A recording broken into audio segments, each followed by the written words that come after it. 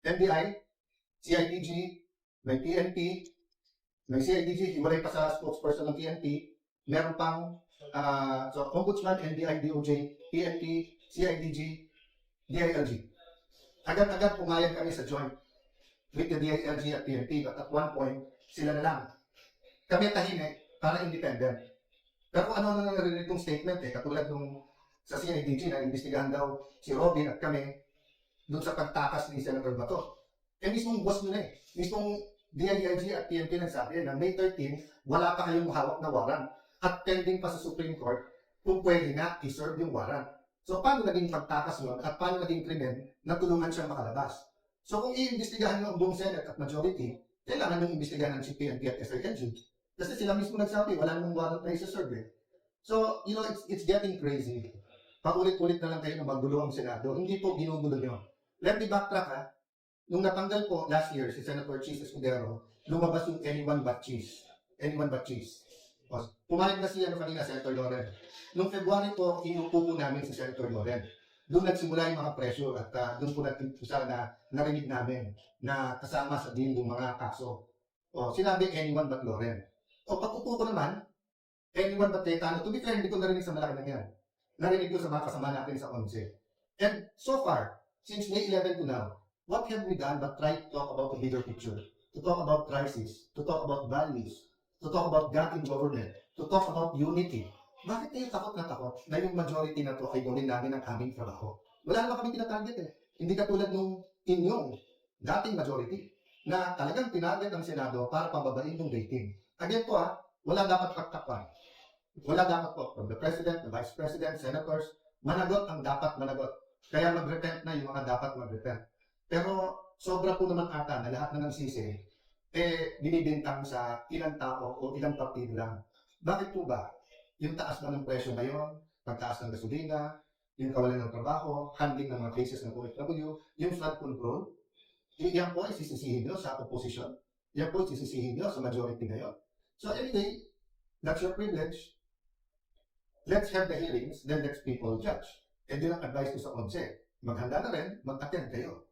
So rather than spewing out venom, calling us names, yung basura kasi yung tinatapon nyo, babalik din sa inyo, di ba? So kita nyo, yung mga tinawag na names before is now all over the internet. Rather than debating, the Tuesday night should not have ended that way. There's no need for the walkout. It would have taken us hours. Baka nga Monday o Tuesday pa matapos ang debate sa dami gusto magsalita. Ang problema, you refuse to listen to us. So,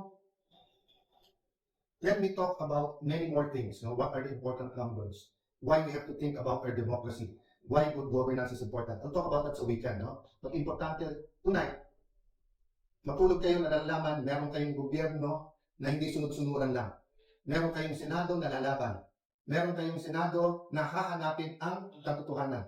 May mga senador sa majority na handang makulong, ilaban lang yung kanilang prinsipyo na independent ang Senate. Tuloy-tuloy po ang intriga, kaya tuloy-tuloy din po ang pag-meeting namin. But our country is worth it. So if you ask me what can you do for us, pray for us.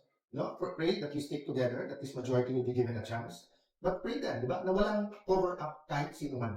Hindi tayo pwedeng parang fraternity sa college na pag may rumble na, wala na akong pakialam kung sino tama at mali, basta kampihan na lang yung blood natin kasi rumble na. Hindi po. If we love God, if we love our country, if we love the Senate, hindi pwedeng blind ang ating pagsuporta sa kahit anong grupo. So say a prayer. And habang may oras pa, yung gumagamit ng reins of power for their own purposes, this kind of miscalculation, sabihin nyo, may makukulong, may makakasuhan, you can make your life a living hell.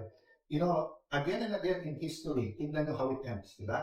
So dapat po, we work towards having the righteous rule. So does that mean palitan ng palitan? Hindi po. Pray for those who nakaupo.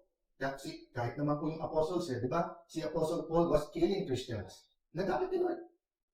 So ang dami-dami pong example kung saan ang tao na hindi righteous ay pwedeng maging righteous by simply repenting, asking God for revival, restoration, asking God na malinaw po ano tama at mali. Let me end on a positive note. We're willing to work with the 11. Sila lang naman nagsasabi na this will not work unless tanggalin yung si Cayetano. Kung ako lang problema, no problem. Ang problema, pangatlo na ako Anyone but Escudero, anyone but Legarda, ngayon anyone but Cayetano. So sino susunod? Basta hindi sunod-sunuran sa inyo at sa agenda nyo. Dinideny nila may agenda na palitan ng konstitusyon.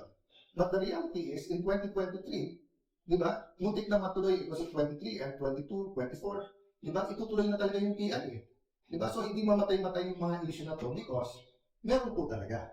So yung corruption, we can change as a nation. But we have to expose and we have to punish the right people. Good afternoon. Have a good weekend. And whether tomorrow or Sunday, I'll talk about more details. Again, pray for the majority and abangan. And sana po yung mga witnesses, lakasan mo po yung rep. No? Sama-sama po. Basta ang kailangan lang, hindi pwede mag-witness yung magsisinungaling. Magsabi lang po parati ng totoo. God bless you po.